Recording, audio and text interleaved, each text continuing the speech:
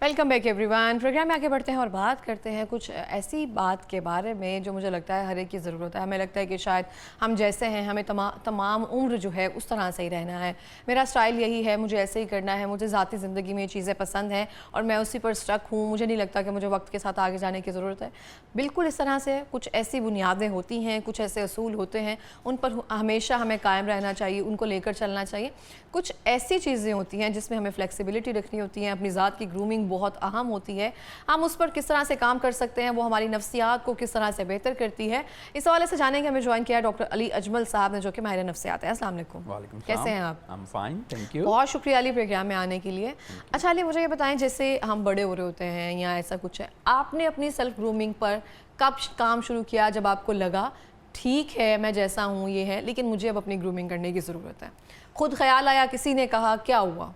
देखें, जो self grooming है यानी कि अपनी पर्सनैलिटी को ग्रूम करना, वो तो बहरहाल साथ साथ चलता रहता है। चाहे हम उसको जाने में करें चाहे अनजाने में करें। ये छोटी छोटी चीज़ें कि कोई अपना बोलने का अंदाज़ जो है उसको इम्प्रूव कर ले, अपनी ड्रेसिंग सेंस इम्प्रूव कर ले, वो तो माँ बाप बचपन से ही हमें सिखाते हैं कि किस तरह से हमने अपनी ग्रूमिंग करनी है, चाहे वो ज़ाहिरी हो या अंदर की ग्रूमिंग हो। तो वो तो मेरा ख्याल है बचपन से चलती है और मेरी भी उसी एज से ही स्टार्ट हुई, जैसे अमूमन सबकी स्टार्ट होती है।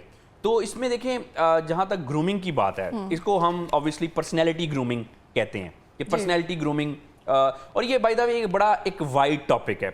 इसमें दो तीन चीज़ें हैं। सबसे पहले तो ये है कि जी पर्सनैलिटी ग्रूमिंग करनी क्यों चाहिए, हमें अपनी पर्सनैलिटी को क्यों ग्रूम करना चाहिए, अपने आप को बेहतर क्यों बनाना चाहिए, फ़ायदा क्या है इसका।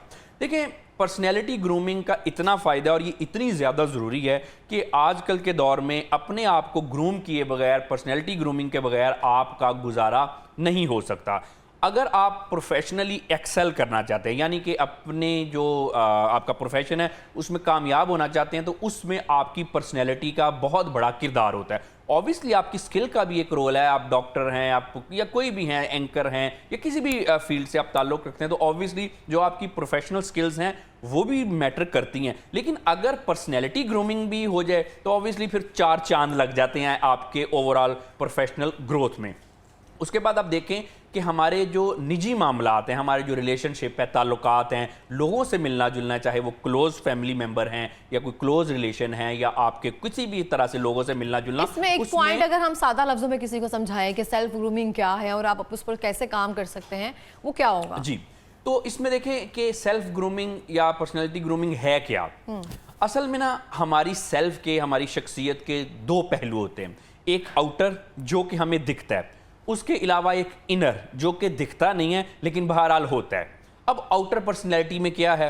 ऑब्वियसली आपकी लुक, कि आप कैसा दिखते हैं, कैसे आपके कपड़े हैं, आप बात कैसे करते हैं, लोगों से आपका मिलना जुलना कैसा है, कम्युनिकेशन कैसी है। ऑब्वियसली अगर किसी के कपड़े बहुत अच्छे नहीं है लेकिन साफ़ सुथरे हैं, उसने अगर अपने आप को ग्रूम किया है, अपनी हाइजीन का ख्याल रखा हुआ है, बात उसको ठीक तरह से करनी आती है, कुछ स्माइल करके अगर बात करता है तो लोगों से अच्छी तरह मिलता जुलता है, तो क्या होगा कि उसकी शख्सियत का अच्छा इम्पैक्ट होगा। एक तो ये पहलू है सेल्फ ग्रूमिंग का या पर्सनैलिटी ग्रूमिंग का। उसके बाद एक है इनर सेल्फ, जिसको हम लोग आम तौर पे इग्नोर कर देते हैं। असल में पर्सनैलिटी ग्रूमिंग या सेल्फ ग्रूमिंग होती है अंदर से। अब देखें, अगर आपने कपड़े अच्छे पहने हैं, आपका बात करने का अंदाज़ अच्छा है, आप बड़े कोई हंसमुख हैं, तो यकीनी तौर पे लोगों पे अच्छा इम्पैक्ट पड़ेगा। लेकिन जैसे मैंने बताया कि शख्सियत की ग्रूमिंग आपके अंदर से होती है कि किसी शख्स के अंदर क्या। आप देखें कि कुछ लोगों को मिल के हमें कुछ एक ख़ास तरह की वाइब आती है, मिलके अच्छा लगता है, उनका ऑरा ऐसा होता है कि जो बाज़-औक़ात माहौल को डोमिनेट कर देता है या फिर माहौल में एक पॉजिटिविटी जो है वो फैला देता है। एक ऑरा, एक वाइब होती है ना हर शख्स की। अब जो ऑरा और वाइब है वो कपड़ों से नहीं आती, वो आती है कि आपके अंदर क्या है, आपकी शख्सियत के अंदर क्या है। अब शख्सियत के अंदर क्या होता है? आप कैसे सोचते हैं, आप कैसे मामलात को हैंडल करते हैं, आप जज्बाती तौर पे कितने बेहतर हैं, आपके अंदर क्या चल रहा है, आप दिमाग में क्या चलता है। जब आपको कोई मसले आते हैं तो आप किस तरह से मसलों को हैंडल करते हैं। कुछ लोग जज्बाती हो जाते हैं, कुछ लोग ज़रा ठंडे दिमाग से मसलों को हैंडल करते हैं। तो जब भी हम वाइब की बात करते हैं, हम कहते हैं ना कि दूसरा एक मुतासिर कुन शख्सियत है। तो मुतासिर कुन शख्सियत कैसे बनती है कि आपके अंदर क्या है, उसके बाद कुछ हिस्सा आपने अपने आप को बाहर किस चीज़ में ढाला हुआ है। अच्छा, सेल्फ ग्रूमिंग में अगर हम बहुत सारी चीज़ें देखें, हम जैसे कि आपने कहा हाइजीन का ख्याल रखना, कपड़ों का ख्याल रखना, कैसे उस कॉन्फिडेंस को कैरी करना है। कुछ चीज़ें ऐसी होती हैं जो आपके अंदर ख़राब होती हैं, वो आप जो मर्ज़ी पहन ओढ़ लें या जो मर्ज़ी कर लें वो ख़राब ही रहती हैं या उस तरह से नहीं हो पाती हैं ठीक।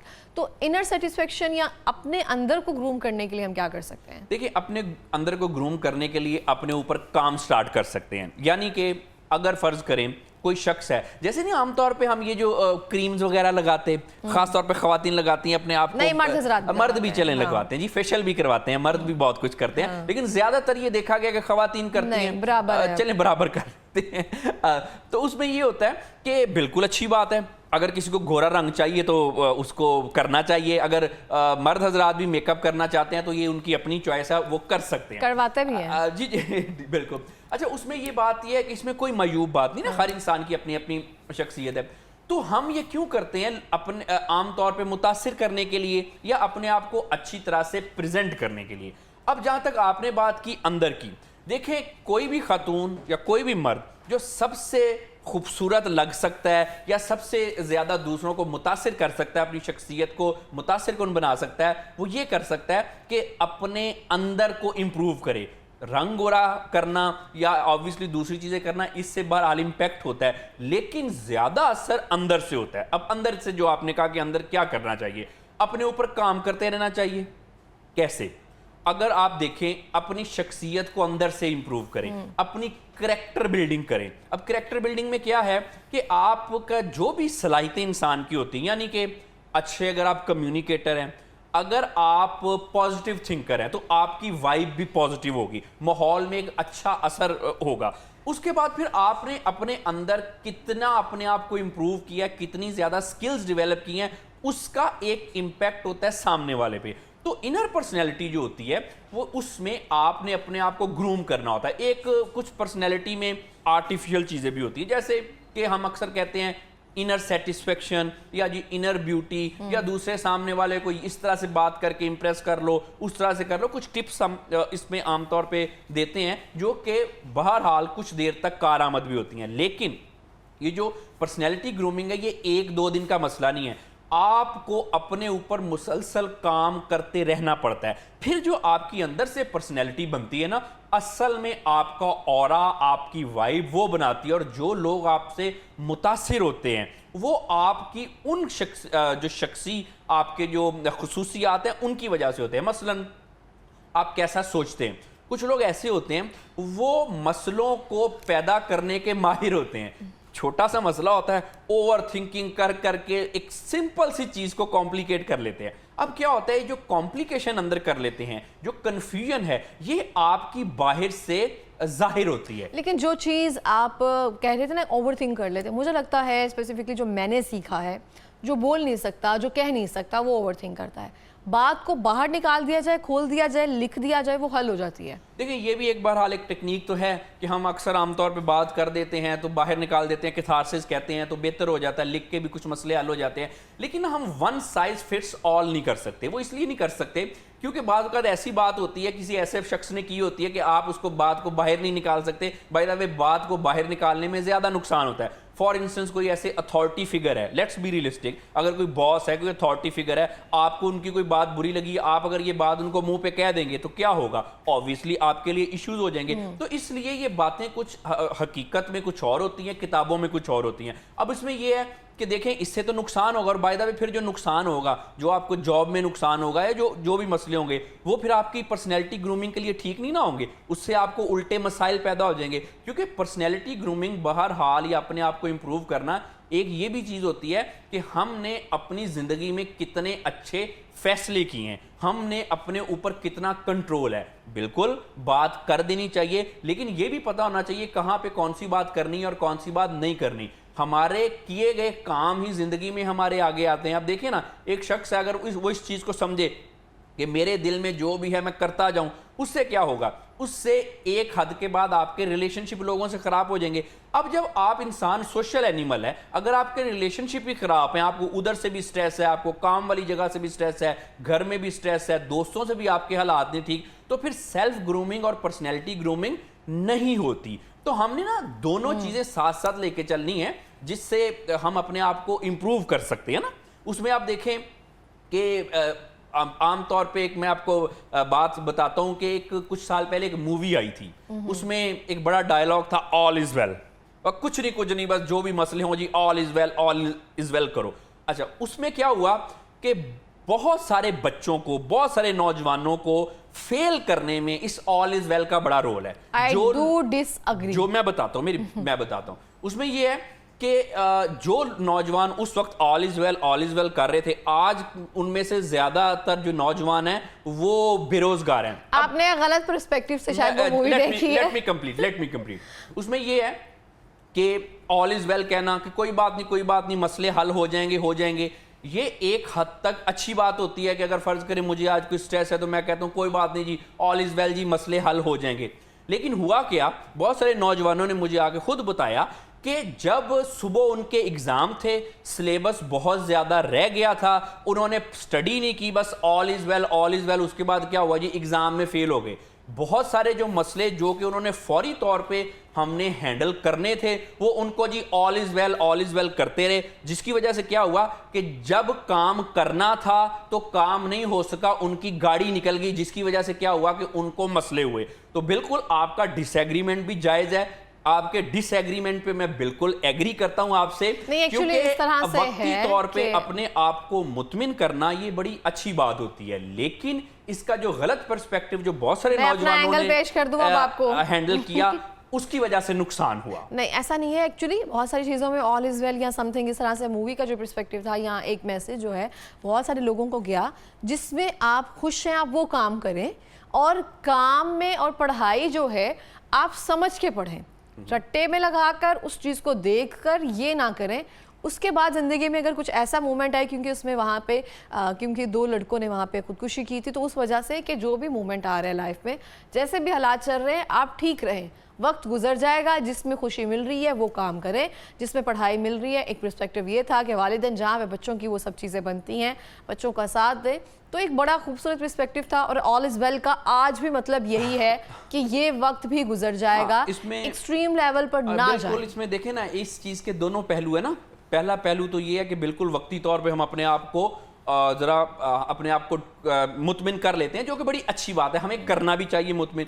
बट इशूज़ में ये आता है कि जब हम सिर्फ अपने आप को मुतमिन ही करते रहते हैं, और उसके बाद, अच्छा मुझे एक बात देखें ना, अगर ये ऑल इज वेल इतना ही अच्छा था तो कितने नौजवान ऑल इज वेल करके कोई वर्ल्ड क्लास डॉक्टर या वर्ल्ड क्लास साइंटिस्ट बने हैं? ज्यादातर नहीं बने, वो सिर्फ मूवी में बन गया। जो उसका पर्सपेक्टिव था वो बिल्कुल लोगों ने ले लिया, मैं भी उस पर्सपेक्टिव को एप्रिशिएट करता हूं। तो बात ये होती है कि बात ना कहने में और होती है और करने में और होती है। सॉरी टू से, अगर लोग नाराज ना हो तो बहरहाल एक जो फेसबुक फिलोसफर आजकल बने हुए हैं ना, इन्होंने लोगों का बहुत ज्यादा नुकसान किया है। जी अपनी मर्जी के सब्जेक्ट पढ़ो जी, बिल्कुल अपनी मर्जी के पढ़ो, और जी मार्क्स वार्क्स क्या होते हैं, छोड़ो मार्क्स को, जिस चीज से खुशी मिलती है वो करो। मुझे आप एक बात बताएं जी, मार्क्स मैटर क्यों नहीं करते? एक छोटी सी बात है, अगर आप स्टडी करेंगे, मैं बच्चों को कहना चाहता हूं कि इनके पीछे ना लगे, आप अपनी स्टडी पे फोकस करें। अगर स्टडी करेंगे, आपके मार्क्स आ जाएंगे तो आप डॉक्टर बन जाएंगे। अच्छा, उसी डिग्री में, उसी सर्टिफिकेट में अगर आपके मार्क्स नहीं आएंगे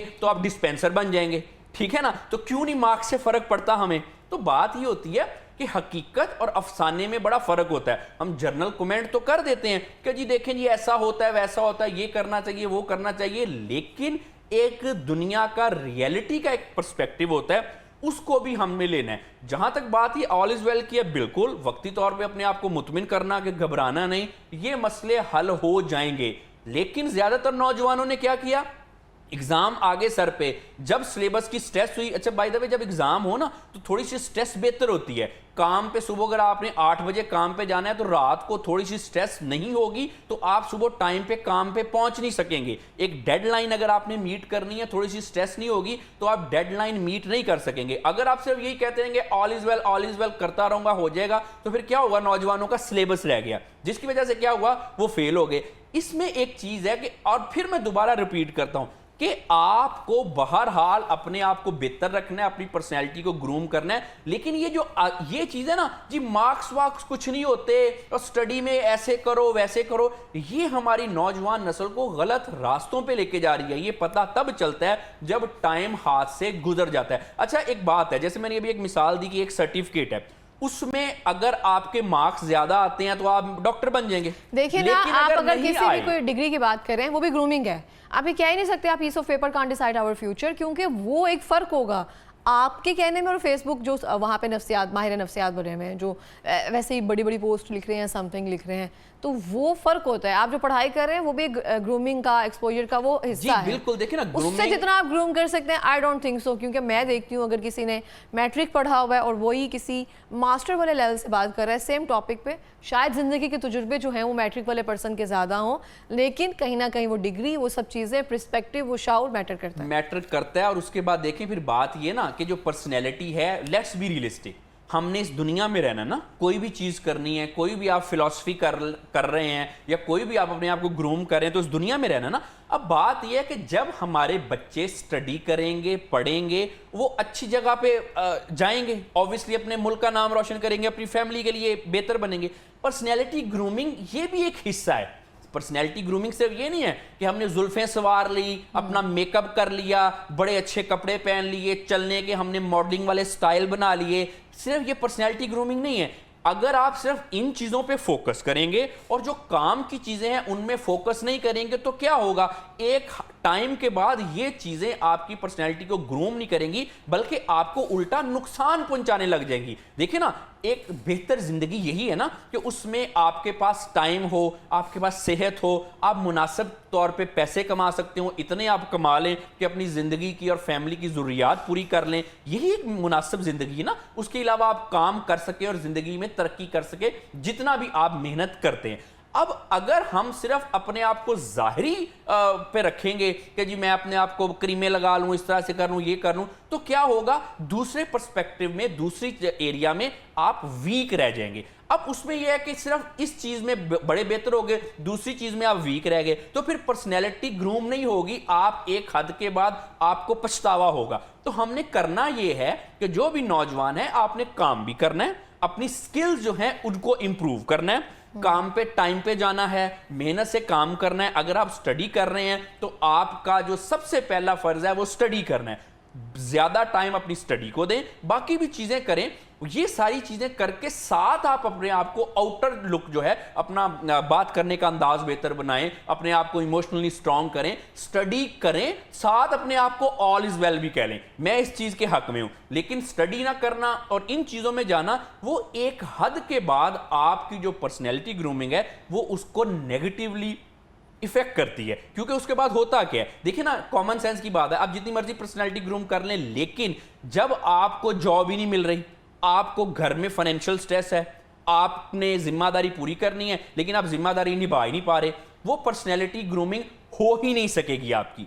तो हमने दोनों तरफ से चलना होता है। एक बेहतर जिंदगी, उसमें एक इत्तेदाल होता है, जाहिर अपने आप को बेहतर बनाए। अब देखें, इसी का दूसरा पर्सपेक्टिव है, चाहे आप पढ़ लिख के डॉक्टर बन जाए, साइंटिस्ट बन जाए, लेकिन जब तक आप अपने आप को ग्रूम नहीं करेंगे, मसलन कि आपको बात करने का सलीका नहीं होगा, आपको ड्रेसिंग सेंस नहीं होगी, आप अपने आप को बेहतर ग्रूम नहीं कर सकेंगे, तो आप जिंदगी में उतनी तरक्की नहीं कर सकेंगे। Thank you so much doctor Ali Ajmal, thank you so much program में आने के लिए। और इसी के साथ मैं भी कहना चाहती हूँ, हर एक को, इंसान को पता होता है कि आपके अंदर क्या कमियाँ मौजूद हैं, चाहे वो ज़ाहरी हैं चाहे वो बातनी हैं। आप खुद हैंडल करें, इससे पहले कोई आपको इस तरह से पॉइंट आउट करे कि आपका कॉन्फिडेंस खत्म होता जाए, तो अपने आप पर जो काम करेंगे वो हमेशा आपके साथ रहेगा। किसी पर कुछ भी करेंगे तो वो वक्त के साथ दोबारा से आपका, मुझे लगता है, दोबारा से जनरेट करना पड़ता है, क्योंकि लोग भूल जाते हैं। मिलते हैं ब्रेक के बाद, हमारे साथ रहिए।